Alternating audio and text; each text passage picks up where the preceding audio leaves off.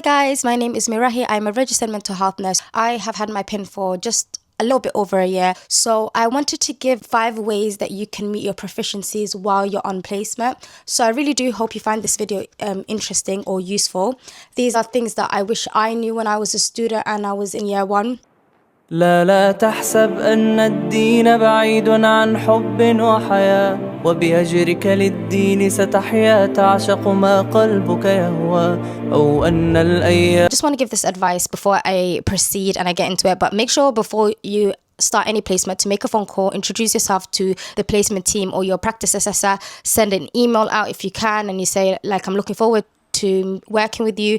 This is just setting like a good impression of yourself. So yeah, make sure you do that. Find out about the dress code as well, because there's been times in the past where I've come in uniform in a community placement that was clinical where people were not wearing uniform. That's my fault. So starting off nice and strong, number 1, I would advise that you print out your proficiencies. Print them out. So you have an allocated nurse or allocated healthcare registered professional while you're on placement and you're not doing the same shifts as them or they're on annual leave, for example. And let's say you meet a proficiency with another healthcare professional. So I remember there was a time where I had to get my ECG proficiency signed off on placement, but because the nurse that was my practice assessor wasn't on shift with me, so I had the opportunity to shadow a doctor. So when I was shadowing the doctor, I had my physical proficiency and I did the whole process with them. I explained after they showed me what ECG was. I demonstrated that I was able to do it, and I demonstrated that I was able to explain the process of the ECG and why we need to do an ECG on patients.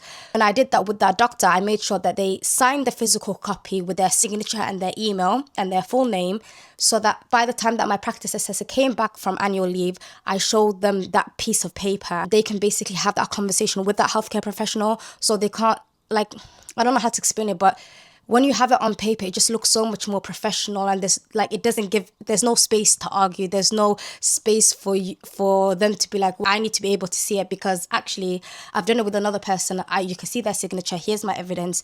You do with that what you will. And I'm not gonna lie, since I started doing this in year 2, nobody has ever questioned me on any of my proficiencies, because it's right there in front of you. You can go speak to that healthcare professional. The reason as to why it can be so helpful to have a physical copy of your proficiency is that sometimes when you're out in the community, so if you have a community placement or you have an inpatient placement, you might not have access to a computer or like a laptop to be able to go back to your e-pad and show the practice assessor that specific proficiency. So when you have a physical copy, it's like you always have it there with you. Does that make sense? Because I know there's been times as a student where I need to log into a computer and I'm on shift with nurses who have documentation to do, so there might not be space for me to log into a computer or a laptop. So having that physical copy, once again, it's an amazing reference for you and your practice assessor or any other healthcare professional that you can meet your proficiency with. So now, my second piece of advice is building a strong relationship with your academic assessor. You just keep them updated. Right, so I've had situations in the past where I've not seen eye to eye with my practice assessor, and I would just update my academic assessor on the situation, so that if there was a chance that I wasn't going to get signed off because we were not seeing eye to eye, that academic assessor for me was our mediator. Students out here who don't even know who the academic assessor is, they'll just say, oh my God, this is this person's name. They know the academic assessor by name because of the emails that they receive from them. However, they don't know how this person looks like. They could not point them out from a crowd of people. And I'm not gonna lie, I was guilty of this in year 1. So I learned from my mistakes. So I was like, you know what? I don't care who it is, but me and my academic assessor is gonna be like this. We're gonna be best friends. Okay, we're going to be best friends until I finish this placement, because at the end of the day, they're here to support you. And if you're not using that support, who can you blame? I hate to point fingers, but this is just lived experience. I don't know what everybody's relationship is with their academic assessor, so I understand this might not work for everybody, but this worked for me. I also used to be cheeky enough to ask my academic assessor, can you make a checklist for me that simplifies everything? Because I remember when I was going through EPAD as a student, you'll have some proficiencies on this page and you have proficiencies on this page and you have things that you need to meet here and there, and it was just a lot for me personally. So I would ask my academic assessor kindly, I would say, please, it would be so helpful if you could just make a checklist for me so that I know what I need to focus on during this placement year. And I'm not gonna lie, none of my academic assessors, have ever said no to me. And I've had 3 academic assessors in the 3 years. So none of them said no to me. I feel like, when it comes to learning and your uni professors or lecturers, if somebody shows that they're once again taking charge of their learning and they're very eager to learn, I don't see the reason as to why somebody would refuse you. But once again, I get that not everybody's the same. So if this works for you, it does. But if it doesn't, it doesn't. But 9 out of 10, I'm confident enough to say that for my uni, I feel like I had amazing academic assessors. Once again, I might have got lucky, but they were really helpful. So maybe try that out. Send out an email, say, can I just arrange a Teams meeting to just get to know you? Not literally get to know them. You're not taking them out for coffee, but to just build a rapport with them.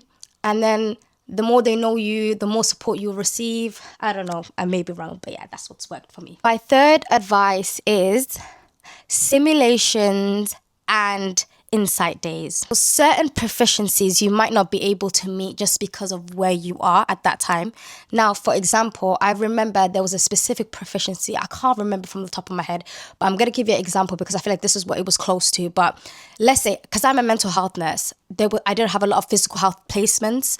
I would have patients with mental health concerns who also have physical health concerns. But there was a year that I was trying to meet a specific proficiency. I can't remember what it was, but I'm going to say catheter for now. I might be mistaken. But so I was unable to meet my catheter proficiency, okay? I needed to demonstrate, for example, that I know what a catheter is, why a catheter works, and how to change catheters. That's just my example. Now, because of where I was that year specifically, I remember it was so difficult because for the first placement, I was in the community, and for the second one, I was like in a PQ, and it made it so difficult because I didn't come across that patient with that physical health concern. So what I did was, because when it comes to like your EPAD, certain proficiencies you have to meet at a certain period. So they'll be like, by the end of year 2, you need to get this signed off. You need to get it signed off or you're not going to pass. You're not going to get onto year 3. So I remember what I did was I asked my practice assessor, the nurse who I was in the community with, listen, this is a proficiency that I need to get signed off or I won't be able to make it into year 3. Can you please arrange for me to have an insight day or go somewhere where they specialize on this, or they have a patient like this, so that I can meet that proficiency? So what that nurse did was they actually arranged for me to go on like a Huntington's disease ward, and then I got to like encounter that patient with that physical health need. So then while I was on that insight day, from the beginning of the shift, before like we even did like handover, I went there and I said, oh, who's the nurse that I'm shadowing? Obviously, I didn't say it like that. I was like, hi, nice to meet you. My name is Mirrehi.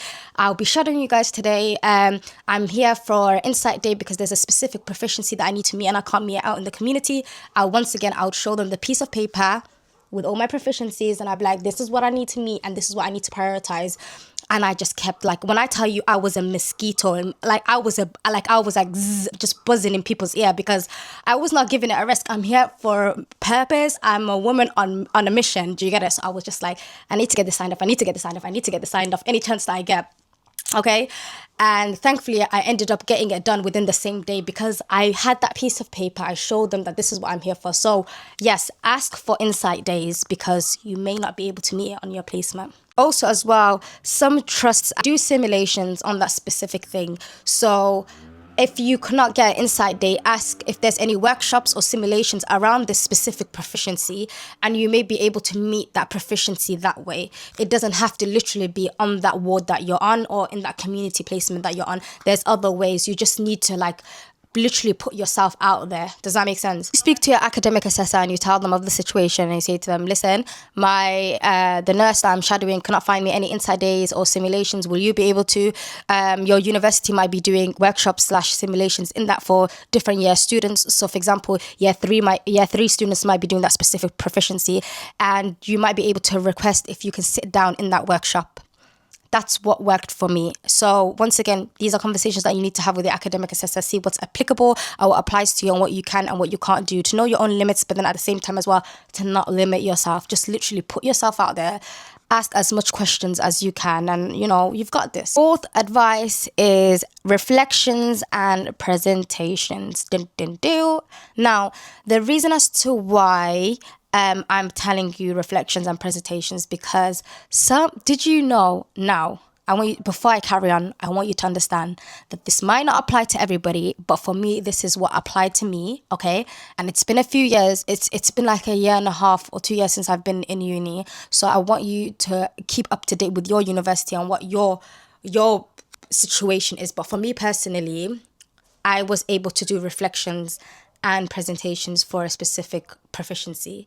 So to give you some context, there was a time where I was on a specific placement, and when I was on that placement, I could not meet that proficiency at all. Just for the life of me, I just could not meet that proficiency. So I arranged a call now with a Teams meeting call with my academic assessor, and I explained to her my situation, and she was like to me, not every proficiency you have to literally do it. Sometimes it just has to be explained to you, or you do a presentation or a reflection on that topic and show that you've done research-based practice, and you give a presentation to your practice assessor, and if they feel like you're competent enough and that you've demonstrated this skill, you've demonstrated understanding of that skill, then that is enough to get your proficiency signed off. So that's how I got one of my proficiencies signed off.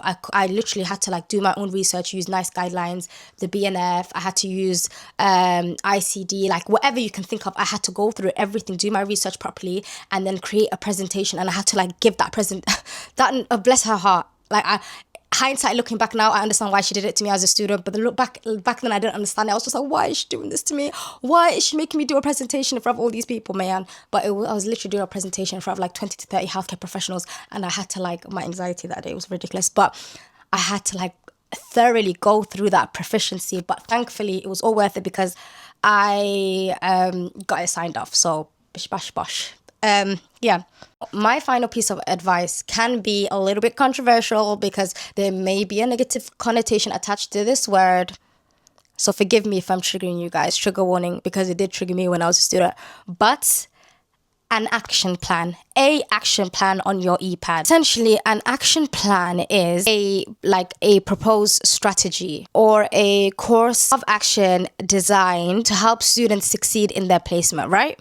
So if you create an action plan with your practice assessor or your academic assessor, me preferably, I would make an action plan with my academic assessor, and she would essentially just make a clear guideline of the things that I need to meet during this placement. Okay, so the reason as to why this is not the same as asking for the checklist is because this would be on your ePad, so that's why there's a negative connotation, but it's actually not that bad. But you put the action plan on there. And there was times in the past where I was so close to failing a placement because a nurse was literally to me, she's not taking initiative. So this is my first year. I think it was my first last placement, or it was my first community placement. So they were telling me I was not taking enough initiative on my placement. But I'll be honest with you, it was my first community placement, and the nature of the patients too, they were quite risky. And I was very I didn't know what to do with myself. Does that make sense? And so when I made the action plan, because this professional told me that you might fail your placement, I sat down with my academic assessor, I made the plan, and they put it on my ePad, and then that nurse was able to see it on my ePad as well. So it was 5 things that I needed to meet, right? And I met those 5 things. Now you don't have a reason to fail me because that action plan was made with my academic assessor and my practice assessor. You guys both said that this is what I need to do. I've done that. Now where do we go from here? So I ended up passing that placement because of the action plan. So definitely I want that negative connotation to disappear. It's not the worst thing to have an action plan because it's basically steering you and everybody else in the right direction, and everybody knows what you need to be doing and you know what you need to be doing. So yeah, definitely that is my last tip. So I hope you enjoyed that video. Make sure to give this video a like, thumbs up, subscribe to my channel, because hopefully I'll be doing more videos like this.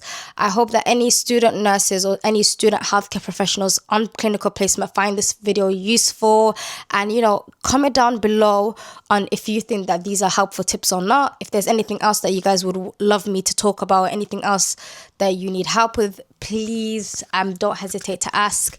But yeah, I'm logging off now. Thank you so much. لا تحسب أن الدين بعيد عن حب وحياة، وبهجرك للدين ستحيا تعشق ما قلبك يهوى، أو أن الأيام